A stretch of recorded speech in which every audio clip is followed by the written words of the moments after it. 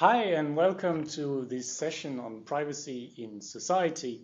The way we thought about organizing this session is that there is Rick, who will talk to you about the right to privacy as a human right, and I will talk about how we arrived at this right to privacy as a human right.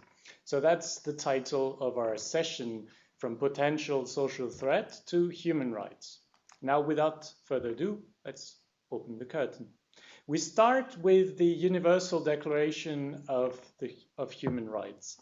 And the reason why we start with this declaration is that for the first time in history, we have at Article 12 the right to privacy clearly mentioned. Now, as Rike will explain to you, the Universal Declaration is not legally binding. So instead, we have European, regional, national declarations of rights which protect the right to privacy. And let's look at the European Convention on Human Rights. In Article 8, it states not the right to privacy, but the right to private life.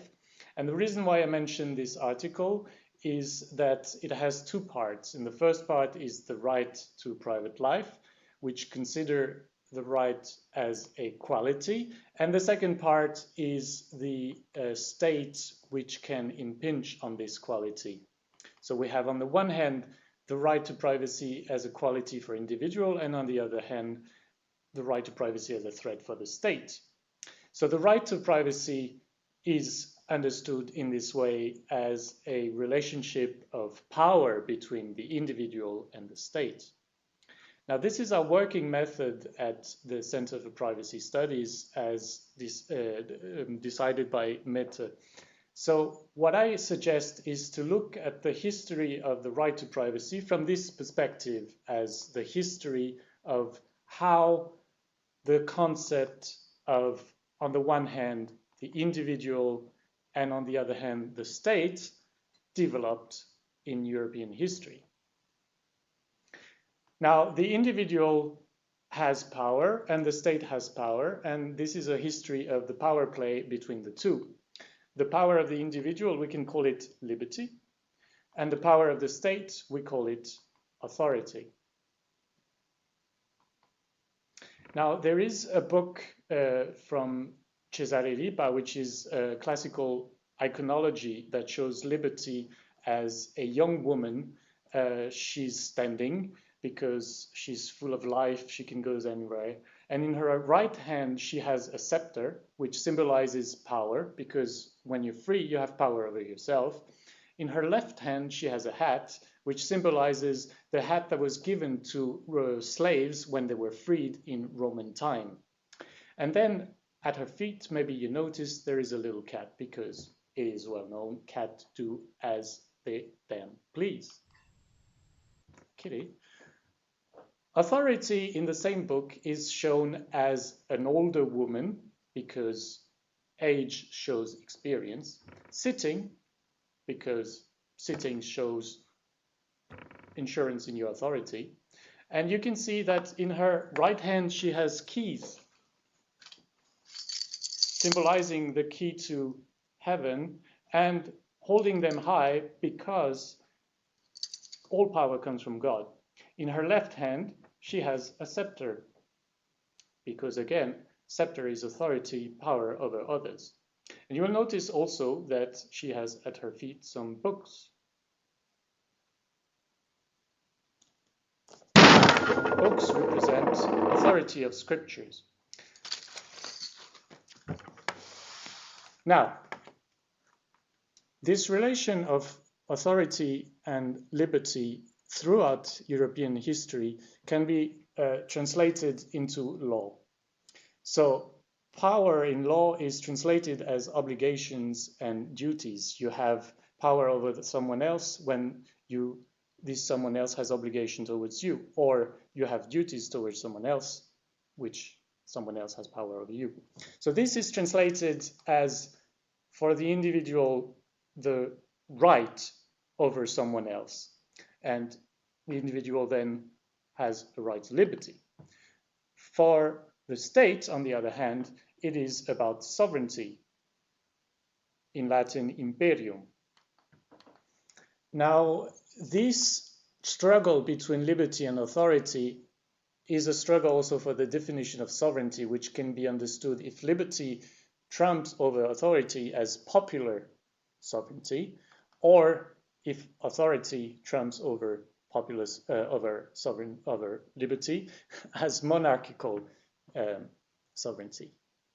And this is very important in history because it shows two different types of government. On the one hand, if individuals have popular sovereignty, then you have a republic, and the individual is considered as a citizen. On the other hand, if it is monarchical sovereignty, then we live in a kingdom where there is only a king which has authority, and the individual in this kingdom is a subject. And you have two very different conceptions of how much rights the individual has in such a state. Now, I want to show you a very, very broad timeline over what I think arbitrarily from my own authority are the main important events and figures for this development of the conception of the individual and the state. So we start with antiquity. And the first figure is Aristotle. Aristotle with a book called Politica, where he explains the conception of citizen and the relationship of the citizen with the police. Another figure is Cicero, and we're now in Roman times. And these two figures talk both of the concept of organization of society, and they are widely discussed afterwards.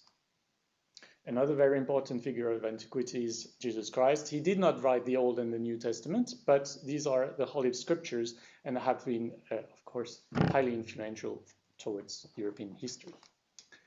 In the Middle Ages, one of the last Roman emperor called Justinian I decided that it would be a very good idea to collect all the Roman laws into one book. And this collection was called Corpus Juris Civilis and was widely read in universities. So Roman law was the framework for understanding law in all European countries.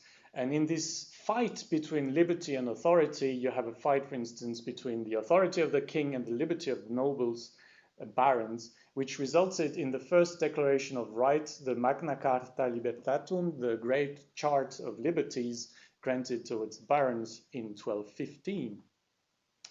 With the Renaissance, we have this rediscovery of classical writings, and Machiavelli is considered as the sort of guide throughout these readings.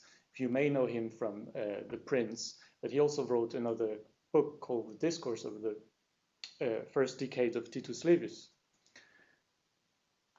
Another major figure of the Renaissance is Martin Luther, whose thesis prompted separation from the state because the church didn't want to reform, and he called for reformation of the church.